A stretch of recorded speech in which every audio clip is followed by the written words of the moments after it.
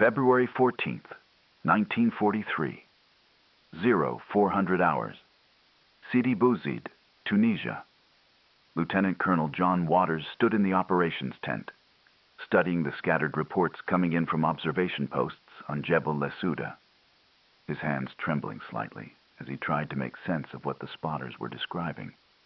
They were reporting what sounded like an entire German Panzer army moving through Fayid Pass. But that couldn't be right.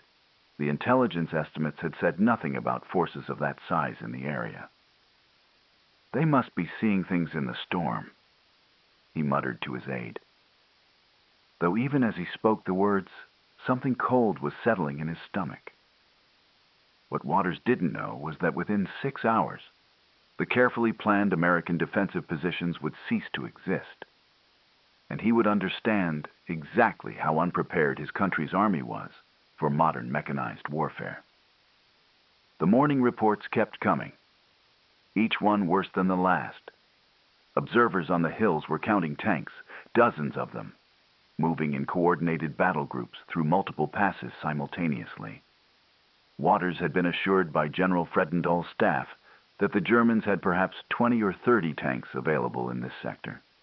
The spotters were now reporting they could see more than 100, and they were still counting. Each report included details that made no sense under the American understanding of German capabilities in this area.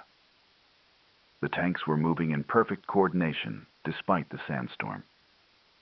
They were advancing in multiple columns with infantry and artillery support.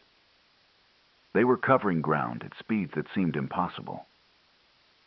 "Sir," his communications officer said, voice tight. "Jebel Lesouda reports they count at least 70 tanks now visible, and there are more coming through the passes. They say the formations look, and I'm quoting here, like something from a training manual, except they're moving at combat speed through a sandstorm. They're requesting permission to withdraw while they still can." Waters looked at the map, at the neat defensive positions General Fredendall had personally ordered established. Positions that were supposed to anchor the American line. The mathematics of what he was seeing didn't work. The Germans weren't supposed to have this many tanks. They weren't supposed to be this coordinated. They weren't supposed to be moving this fast. But they were. The mathematics were staggering. The German force moving through the passes toward Sidi Bouzid consisted of approximately 140 tanks from 2 full Panzer divisions, the 10th and 21st, supported by motorized infantry, self-propelled artillery, and reconnaissance units. Against this, the Americans had scattered across the hills around Sidi Bouzid perhaps 40 tanks in total, many of them the older M3 medium tanks with 37mm guns. The German armor included Panzer Mark III and Mark IV tanks with 50mm and 75mm guns respectively. Weapons that could penetrate American armor at ranges where American guns couldn't touch them. But the disparity wasn't just in numbers or equipment. The German tank crews had been fighting in North Africa for nearly 2 years. They had fought in Poland, France, and Russia before that. The average German tank commander had personally participated in perhaps 20 or 30 major engagements. The average American tank crew had never seen combat at all. The experience differential was even more stark at the command level. The German forces were led by officers who had spent years developing and refining the doctrine of mechanized warfare. General Heinz Ziegler, commanding the attack, had been coordinating panzer operations since the invasion of Poland in 1939. His subordinate commanders had fought in the breakthrough at Sedan, in the encirclements at Kiev and Vyazma, in the desert campaigns against the British. They understood intuitively how to coordinate armor, artillery, infantry, and air support into a seamless offensive instrument. The American commanders, including Lieutenant Colonel Waters, had learned mechanized warfare from textbooks and training exercises. General Lloyd Fredendall, commanding the Second Corps, had never led troops in combat before arriving in North Africa. The tactical doctrine the Americans were using had been developed by officers who had never fought against modern armor. They were, in essence, fighting the warfare of 1940 against the reality of 1943. The American positions around Sidi Bouzid had been established based on General Fredendall's personal judgment, rendered from his headquarters far from the front without visiting the actual terrain or consulting with the officers who would have to hold it. He had ordered Combat Command A of the 1st Armored Division to spread their defenses across a front of approximately 30 miles, focusing on 2 hills, Jebel Lesouda to the east and Jebel Ksaira to the southeast. The logic seemed sound on a map. The hills commanded the approaches to Sidi Bouzid. Whoever held them could observe and fire upon any force trying to approach the town. But this logic assumed the attacking force would come directly at the hills. It assumed they would attack in a straightforward manner. It assumed, fundamentally, that modern mechanized warfare worked the way warfare had worked in 1918. Waters had been with 1st Armored Division since its formation. He had trained at Fort Knox, absorbing the latest American thinking on armored operations. That thinking emphasized holding strong points and allowing the enemy to break themselves against prepared positions. It emphasized the defensive power of anti-tank guns and infantry. It assumed that tanks would primarily support infantry rather than operate as an independent arm. Every assumption was reasonable given American experience and doctrine. The problem was that American experience consisted primarily of training exercises, and American doctrine had been developed by men who had never faced German Panzers. Waters believed, because he had been taught to believe, that American tanks were roughly equivalent to German ones. He believed American tactical doctrine was sound. He believed that properly dug-in infantry with anti-tank guns could stop armor. He was about to discover that every single one of these beliefs was wrong. The first reports from Fide Pass came in at approximately 0430. The observation posts on Jebel Lesouda could hear engines, lots of them, though visibility in the sandstorm was measured in yards rather than miles. Then, as the sky began to lighten, the spotters began to see shapes emerging from the murk. At first, they thought they were seeing individual tanks. Then they realized they were seeing formations of tanks, moving in coordinated groups. Then they realized there were multiple formations, coming through multiple passes, all moving with obvious coordination toward predetermined objectives. Captain Harold Stern, commanding the observation post on Jebel Lesouda, later testified that the moment he understood what he was seeing was the most terrifying of his life. "I'd been told we were facing a depleted German force with limited armor," he said. "What I was watching was an entire mechanized army executing what looked like a training exercise, except they were doing it in combat conditions, in a sandstorm, with perfect coordination.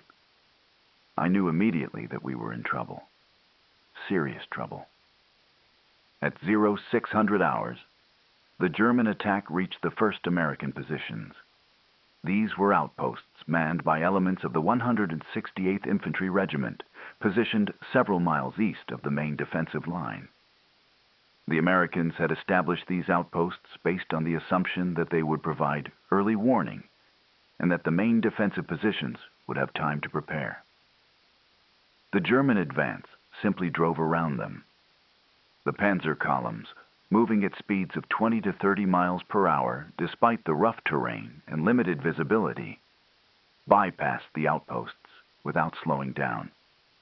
Within 30 minutes, the outposts were isolated, surrounded, and effectively neutralized without the Germans having committed any significant force to reducing them. The American defenders found themselves watching German tanks streaming past them, hundreds of yards away, heading for the main defensive positions, while they sat uselessly on their hills with no way to interfere. The first direct engagement came at approximately 0730, when German armor encountered American tank positions near the eastern approach to Jebel Lesouda. The Americans had positioned approximately one company of tanks, 13 M3 mediums, in hull-down positions from which they could fire on any force approaching the hill. The German column approaching this position consisted of approximately 40 tanks from 21st Panzer Division, moving in a wedge formation with Panzer Mark IIIs leading and Mark IVs in support. The American tanks opened fire at a range of approximately 1,200 yards. The 37mm guns of their bow-mounted weapons and the small turret guns had virtually no effect on the German armor at that range. The German tanks continued advancing, not even slowing down. At 800 yards, the German tanks began returning fire. The first American tank was hit within seconds, the 75mm round from a Panzer Mark IV penetrating the thin armor and causing a catastrophic explosion. The second and third American tanks were hit within the next minute. The American Tank Company, which had trained for months on how to fight a defensive engagement, lasted less than 7 minutes before it ceased to exist as a fighting unit. Lieutenant James Larson was the only officer from that tank company to survive the engagement. He had been commanding a tank at the far left of the American position when the German attack began. In post-battle interviews, he described the experience with a kind of numb precision. We opened fire as soon as they came in range. I could see our rounds hitting them. I could see the sparks. But they just kept coming. They weren't even taking evasive action. They just kept rolling toward us in formation, and they started shooting back, and every time they shot, they hit. I saw Martinez's tank. It was hit, and it just exploded. I mean, the whole thing just came apart. Thompson's tank got hit in the front. The round went right through and came out the back, and I could see it burning. We fired everything we had. Nothing worked. They were shooting at us from ranges where we couldn't hurt them, and they were hitting us every single time. After about 5 minutes, I was the only one left, and I got out and ran. I don't know how I made it to the hill. By 0900 hours, the German attack had penetrated the entire forward defensive zone. The American positions, so carefully plotted on maps, had proven to be little more than speed bumps. The German advance had split into multiple columns, each with a specific objective, all moving with the kind of coordination that comes from years of experience working together. One column was moving to encircle Jebel Lesouda from the south. Another was heading for Jebel Ksaira. A third was driving directly for Sidi Bouzid itself. And the Americans were discovering that all their assumptions about how to fight modern mechanized warfare were catastrophically wrong. The strong points weren't strong. The defensive positions couldn't be defended. The weapons didn't work against the German armor. And the Germans were moving so fast that any attempt to reorganize or counterattack was being overtaken by events before it could be executed. The pattern was repeating itself across the entire battlefield. At Jebel Ksaira, Captain Robert Moore commanded approximately 2 companies of infantry and 1 company of tanks that were supposed to hold the hill and prevent any German advance from the southeast. Moore had personally selected the defensive positions, had registered artillery fires, had established interlocking fields of fire. Everything was by the book. When the German attack came, it came from 2 directions simultaneously, both columns moving with such speed that Moore's carefully planned defensive fires never had time to be effective. They were supposed to come at us, Moore later testified. The doctrine said they would attack the strong points, and we would defeat them. But they didn't come at us. They went around us, both sides at once. And by the time we understood what was happening, we were surrounded. We had food for 3 days, ammunition for maybe 2 days of combat, and no way to get resupplied. We were on a hill in the middle of enemy territory, and the battle had already moved past us. By 1000 hours, the German spearheads reached Jebel Lesouda. The hill was now an island in a sea of German armor. The American forces on the hill, approximately 1 battalion of infantry with some anti-tank guns and supporting weapons, watched as German tanks circled their position, not even attempting to assault it, just cutting it off and moving on. The tank column that had destroyed the American Tank Company earlier was now 5 miles past the hill, driving for Sidi Bouzid. The Americans on Jebel Lesouda had rifles, machine guns, some mortars, and a handful of anti-tank guns. Against dispersed infantry, they would have been a formidable force. Against mechanized warfare, they were irrelevant. They couldn't move. They couldn't fight. They could only watch as the battle they were supposed to be anchoring was fought and lost around them without their participation. Lieutenant Colonel Waters was at Sidi Bouzid when the reports started coming in that the Germans had reached Jebel Lesouda. He looked at his map, at the neat defensive positions, at the calculated fields of fire, at all the careful planning that had gone into the American deployment. And he understood, with a cold certainty, that everything had been wrong. The positions were wrong. The doctrine was wrong. The equipment was wrong. The training was wrong. The assumptions were wrong. The Americans had come to North Africa believing they were ready for modern warfare. They had exactly 3 hours of combat experience. In those 3 hours, they had discovered that German mechanized warfare was not something you could learn from textbooks. It was not something you could counter with doctrine developed in peacetime. It was not something you could stop with troops who had never seen combat. The Germans had been refining their methods for 4 years, in Poland and France and Russia and Africa. The Americans had been refining their methods in Louisiana and California. And the difference was being measured in burning tanks and surrounded infantry battalions and defensive lines that existed on maps but no longer existed on the ground. The American counterattack on February 15th demonstrated with mathematical precision exactly how unprepared American forces were for this kind of warfare. General Orlando Ward, commanding 1st Armored Division, organized a relief force built around Combat Command C, which included approximately 50 tanks, including some of the newer M4 Shermans with 75mm guns. The plan was to drive through the German positions, relieve the surrounded forces on the hills, and restore the defensive line. It was the kind of straightforward armored assault that looked good on paper and assumed the enemy would cooperate by fighting the battle the Americans wanted to fight. The Germans had other ideas. As the American column advanced, it was hit first by German aircraft, Stukas that appeared out of nowhere and subjected the column to dive-bombing attacks. Then it was hit by German artillery, pre-registered fires that came down with devastating accuracy. Then, as the American tanks pressed forward, they ran into a carefully prepared German position where Mark IV tanks with long-barreled 75mm guns were positioned hull down with perfect fields of fire. The resulting engagement lasted approximately 2 hours. When it was over, the American force had lost 46 medium tanks, 9 self-propelled guns, and numerous other vehicles. They had advanced approximately 3 miles. They had captured one hill, Jebel Hamra, and they had accomplished absolutely nothing strategically useful.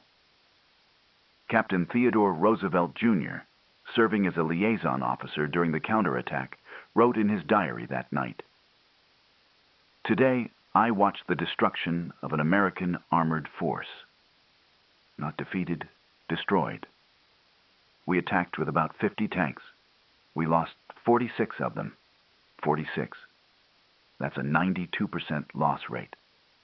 For 3 miles of advance, the Germans were waiting for us. They knew exactly where we were going and exactly what we were going to do. And they had prepared positions that allowed them to destroy our tanks from ranges where we couldn't effectively shoot back.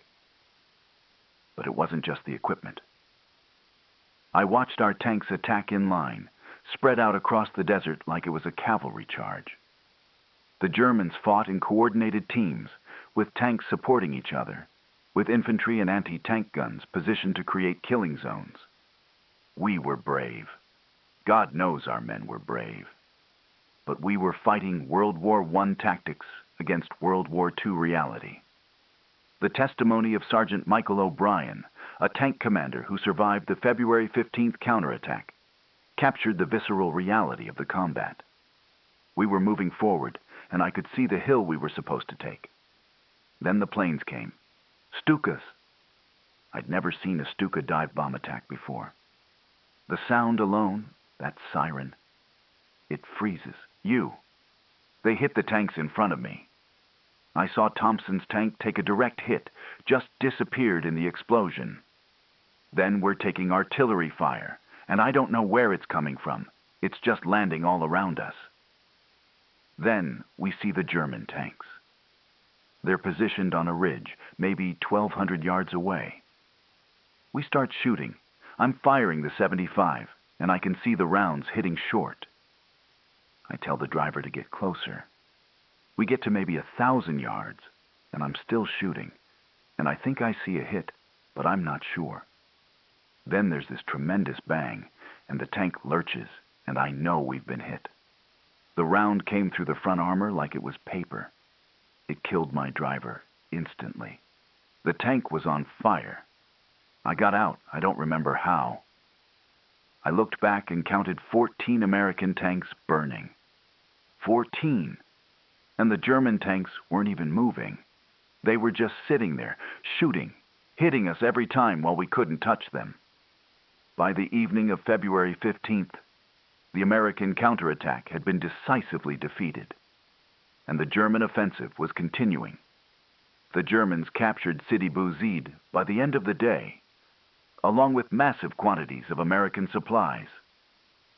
They were pushing towards Speitla, the next town to the northwest, and the American forces were retreating in disorder, having lost not just territory, but their confidence in their own abilities. The mathematics of the defeat were being calculated in headquarters across the American command. 1st Armored Division had lost approximately 100 tanks in 2 days of combat, roughly half its effective strength. The division had lost hundreds of vehicles, thousands of tons of supplies, and thousands of casualties killed, wounded, or captured. Against this, the Germans had suffered comparatively minimal losses. The exchange ratio was running at approximately 5 American tanks destroyed for every German tank lost. The casualty ratio was running at approximately 3-to-1. And the speed of the German advance, the coordination of their attacks, the effectiveness of their combined arms operations, all of it spoke to a level of military competence that the Americans simply did not possess. The forces surrounded on the hills were now in desperate situations. On Jebel Lesouda, approximately 900 American soldiers watched as German forces moved freely around their position. They had no tanks, no transportation, and limited supplies. They were supposed to hold a strong point, but the strong point was now tactically irrelevant. The battle had moved past them. They could see German supply columns moving along the roads below. They could see German tanks positioned at every potential route of escape. And they understood that they had been abandoned, not through any deliberate choice, but because the American command had simply lost control of the battle. Captain Stern, commanding on Jebel Lesouda, later described the feeling of absolute isolation. We were on that hill for 3 days. We could see the battle happening around us, but we couldn't affect it. We were supposed to be the anchor of the defense, but the defense didn't exist anymore. Every night, I'd look at my map and calculate where the German lines were, and every night, they'd moved farther west. We had maybe 2 days of food left, and then what? We couldn't walk out. The Germans had armor everywhere. We couldn't get resupplied. We couldn't even get messages out reliably. We were just sitting there, watching the army retreat without us. On February 16th, General Fredendall ordered a general withdrawal to Kasserine Pass, approximately 50 miles to the west. The order effectively abandoned the forces still holding out on the hills around Sidi Bouzid. It was a military necessity. The German advance had torn such large gaps in the American line that any attempt to hold the current positions would have resulted in more encirclements, more destroyed units, more catastrophic losses. But it also meant that the 900 men on Jebel Lesouda, the infantry on Jebel Ksaira, the scattered outposts that had been bypassed on the first day of the attack, all of them were now deep in German-held territory with no realistic prospect of relief. Some would try to escape on foot, walking at night through German lines. Some would be captured. A few would make it back to American lines with stories of the march through enemy territory. All of them would carry with them the knowledge that the American army had been utterly unprepared for the reality of modern mechanized warfare. The psychological impact on the American officer corps was profound and lasting. These were men who had trained for years, who had absorbed the best American military thinking, who had believed they were leading a modern, capable army. In 3 days, they had discovered that their training was inadequate, their doctrine was obsolete, their equipment was inferior, and their understanding of modern warfare was dangerously incomplete. Lieutenant Colonel Waters, who would later be captured by German forces, wrote in a letter to his wife that was recovered after the war, "We came here thinking we knew how to fight. We didn't. We thought we had good equipment. We don't. We thought our tactics were sound. They aren't. We thought we could learn from manuals and training. We can't. The Germans have been doing this for 4 years. They know things we don't. They can do things we can't. And they made us pay for our ignorance in blood." The broader context of the defeat at Sidi Bouzid revealed systematic problems throughout the American military establishment. The 1st Armored Division was supposed to be one of America's premier fighting forces. It had been training since 1940. It had the newest equipment available. It had officers who were considered among the best in the Army. And it had been defeated in detail by a German force that, while experienced, was operating at the end of a very long supply line with worn-out equipment and exhausted troops. The Germans won not because they were inherently superior, but because they had learned through years of combat how to coordinate armor, infantry, artillery, and air power into an effective instrument of warfare. They had learned how to use terrain. They had learned how to maneuver. They had learned how to identify weaknesses and exploit them with speed and violence. The Americans, for all their material advantages and industrial might, had not learned these lessons yet. They would learn them, but they would learn them through defeats like Sidi Bouzid. The intelligence failures that preceded the battle were systematic and revealing. American intelligence estimates had consistently underestimated German capabilities in the sector. They had placed the German armor strength at approximately 20 to 30 tanks, when the actual strength was 4 times that. They had missed the arrival of major German units. They had failed to detect the German preparations for the offensive. Part of this was the inevitable fog of war. Part of it was the difficulty of intelligence work in an active combat zone. But part of it was that American intelligence officers didn't yet understand what to look for. They were using methods developed for previous wars, trying to track formations and movements in the way you would track troop dispositions in static warfare. But mechanized warfare was fluid. Units could move 50 miles in a night. Dispositions could change completely in 24 hours. The Germans could concentrate overwhelming force at a point of their choosing, execute their attack, and be repositioning for the next blow before the Americans even understood what had happened. The equipment disparities went beyond just tanks. The German forces had vastly superior radio communications, allowing them to coordinate across distances and through terrain that isolated American units. They had better reconnaissance, with armored cars and motorcycle units that could rapidly probe the American positions and report back. They had tactical air support that responded to ground commanders' requests within minutes, not hours. They had artillery that could be moved quickly and brought into action rapidly. The Americans had some of these things, but they didn't have them all, and they didn't have the experience to use them effectively in combination. The result was that the Germans could achieve combined arms coordination that the Americans couldn't match. When a German tank unit encountered resistance, they could call for air support, artillery, and infantry reinforcements, and all of those assets would arrive in a coordinated fashion. When an American unit encountered resistance, they often fought alone because the coordination systems either didn't exist or didn't work under combat conditions. Colonel Robert York, serving as an observer with 2nd Corps headquarters, wrote a detailed report on the battle that was classified for many years after the war.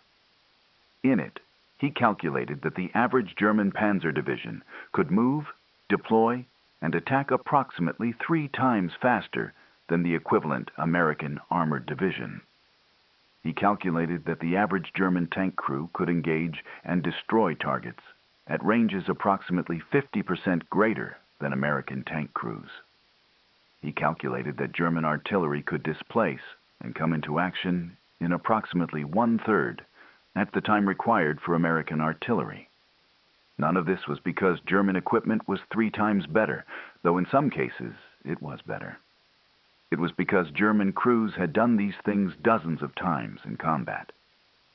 They had learned all the shortcuts, all the tricks, all the ways to shave seconds and minutes off every action.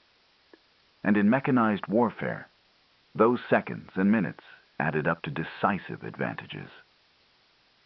An American tank crew that took 60 seconds to acquire a target and fire was facing a German crew that could do the same in 40 seconds. Over the course of an engagement, that 20-second difference meant the Germans got the first shot. And in tank combat, the first shot often determined who won. The testimony of soldiers captured during the battle provided devastating insights into how unprepared American forces were. Private First Class William Turner, captured on Jebel Lasouda, later testified that during his captivity, German soldiers seemed genuinely puzzled by American tactics. They kept asking us why we had spread our forces so thin, why we had put infantry on hills with no way to support them, why our tanks attacked in straight lines. One German officer, he spoke perfect English, he told me, "Your men are brave, but your commanders fight like it is 1917. This is 1943. Everything has changed." He wasn't being cruel. He seemed almost sympathetic, like he couldn't understand how we had come to war so unprepared. The broader strategic context made the defeat even more significant. The American army was supposed to be learning in North Africa. This was the training ground, the place where American forces would gain combat experience before the inevitable invasion of Europe. But the learning was coming at a terrible cost. Every defeat like Sidi Bouzid killed or captured hundreds of American soldiers. Every defeat destroyed tanks and vehicles that would take months to replace. Every defeat shattered confidence and created doubts that had to be overcome. And the Germans were not going to give the Americans time to learn at their own pace. The Germans were going to keep attacking, keep exploiting weaknesses, keep inflicting defeats until the Americans either learned fast or were driven out of Africa entirely. The pressure was immense, and it showed in every level of command. General Dwight Eisenhower, commanding the entire Allied force in North Africa, was facing questions about whether American troops were capable of fighting the Germans at all. British officers who had been fighting the Germans for years were openly skeptical of American abilities. The defeat at Sidi Bouzid seemed to confirm their doubts. Eisenhower knew that the American army had to prove itself, had to demonstrate that it could learn and adapt and eventually fight on equal terms with the Germans. But he also knew that in February 1943, the American army was not ready. In his diary, he wrote, "We are learning, but we are learning the hard way. Every lesson costs us in lives and equipment. The Germans have already learned these lessons. They paid for them in Poland and France and Russia. Now we are paying for them in Africa. The question is whether we can learn fast enough." The German perspective on the battle provided additional context to American failures. German after-action reports consistently noted the bravery of American soldiers, but the incompetence of American command. One report from 21st Panzer Division noted that American troops fought tenaciously when properly led and positioned, but that American commanders made fundamental tactical errors that allowed German forces to achieve decisive advantages. The report noted that American defensive positions were predictable, that American counterattacks were unsophisticated, and that American coordination between arms was poor. The report concluded, "The American soldier is brave and well-equipped. The American army is not yet a serious military force. This will change as they gain experience. But for now, they are not our equals in combat effectiveness." By February 17th, the Battle of Sidi Bouzid was over. The American Second Corps had retreated to Kasserine Pass. They had lost an entire defensive position. They had lost over 100 tanks. They had suffered thousands of casualties. And they had learned, in the most brutal way possible, that they were not ready for modern mechanized warfare. The lessons were being absorbed at every level of command. Tactics would be revised. Equipment would be improved. Training would be intensified. Officers who had failed would be relieved. But in February 1943, all of that was in the future. In the present, the American army was facing the reality that it had been defeated, decisively and comprehensively, by a German force that had demonstrated complete tactical and operational superiority. Lieutenant Colonel Waters, who had stood in the operations tent at Sidi Bouzid on the morning of February 14th, wondering if the spotters were seeing things, now understood exactly what they had seen. They had seen the future of warfare, and the American army wasn't ready for it. The careful defensive positions, the textbook tactics, the confident assumptions about American military effectiveness, all of it had collapsed in 3 days of combat. The Germans had demonstrated what years of combat experience could produce.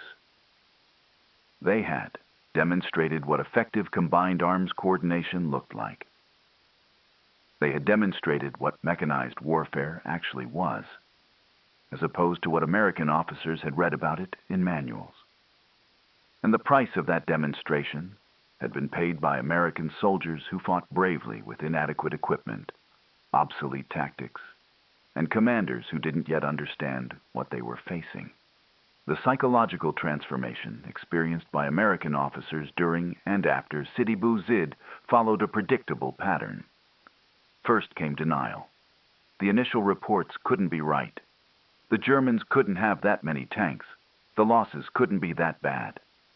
Then came rationalization. The sandstorm had interfered with observation. The Germans had gotten lucky.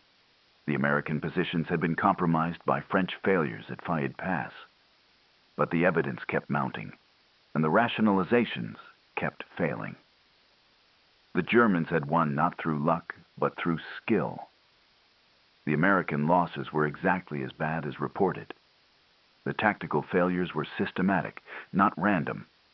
And slowly, unwillingly, American officers had to face the reality that everything they thought they knew about warfare was wrong, or at least incomplete. Major Robert Hamilton, serving on General Ward's staff, kept detailed notes during the battle that were later published in modified form. His notes traced his own psychological journey from confidence through doubt to a kind of bitter acceptance. On February 13th, he wrote, "We are positioned to give the Germans a bloody nose if they attack. The defensive plan is sound." On February 14th, he wrote, "The Germans attacked with far more force than intelligence estimated. Our positions are under severe pressure." On February 15th, after the failed counterattack, he wrote, "We are not winning. We may not even be able to hold." On February 16th, after the withdrawal order, he wrote, "We have been defeated, not pushed back, defeated. The Germans did to us what we thought we would do to them. Everything we believed about our readiness was wrong." The physical manifestations of stress were visible throughout the American command. Officers who had been confident and decisive became hesitant and doubtful. Sleep became impossible for many, and not just because of the operational tempo. The knowledge that they had sent men to fight and die with inadequate preparation, inadequate equipment, and inadequate tactics created a psychological burden that some never fully shed. Waters, captured during the fighting, spent the rest of the war in German prison camps. And he later said that what haunted him was not his capture, but the 3 days before it. Watching his unit be systematically destroyed by an enemy that was simply better prepared, better trained, and better led than American forces were at that point in the war. The contrast between American and German operational effectiveness was visible in every aspect of the battle.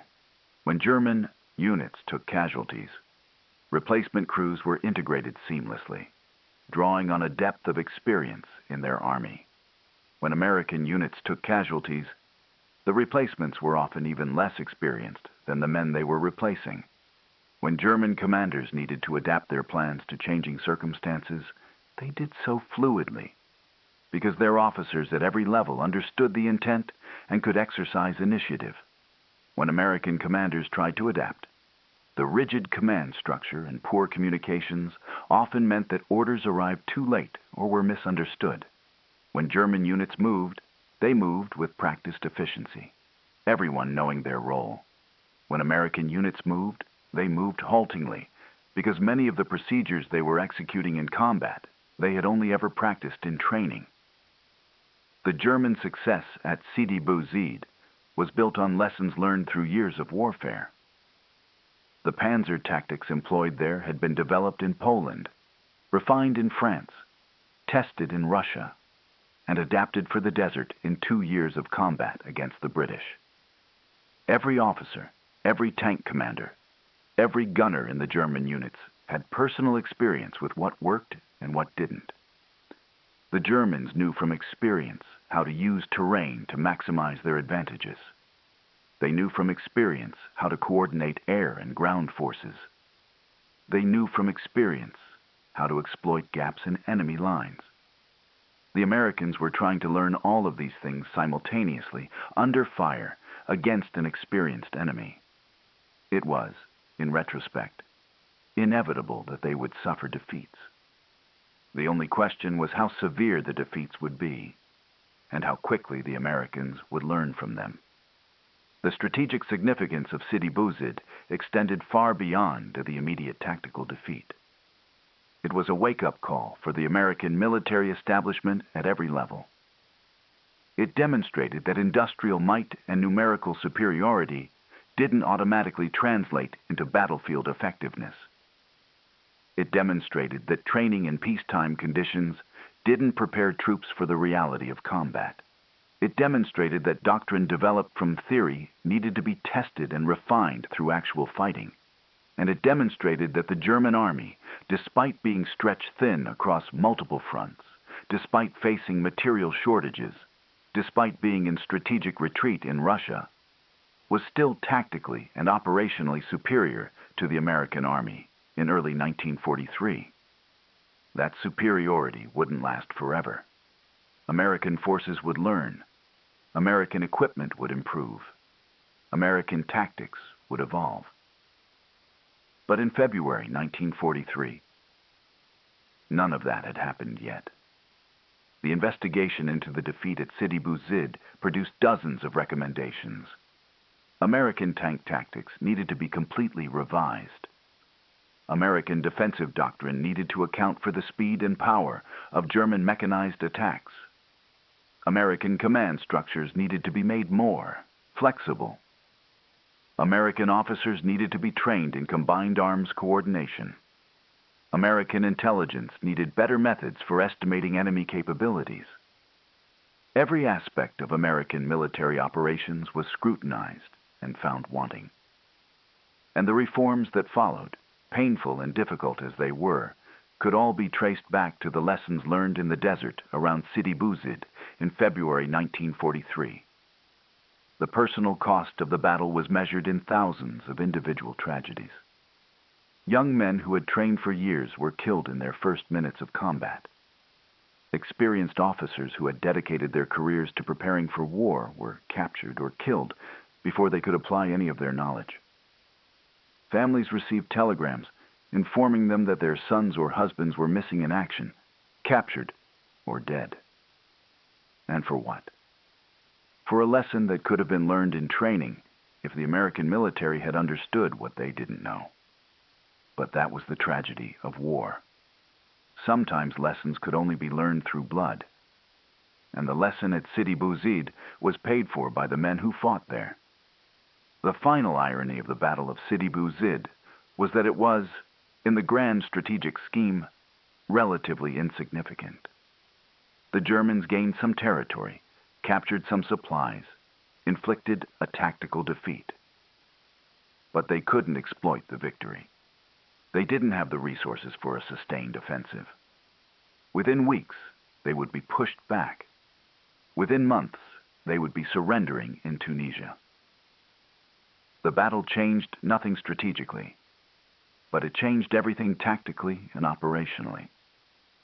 It forced the American army to confront its own inadequacies. It forced American commanders to revise their assumptions. It forced American soldiers to understand that brave determination alone wasn't enough against a skilled, experienced enemy. And in that sense, painful as it was, Sidi Bouzid was necessary.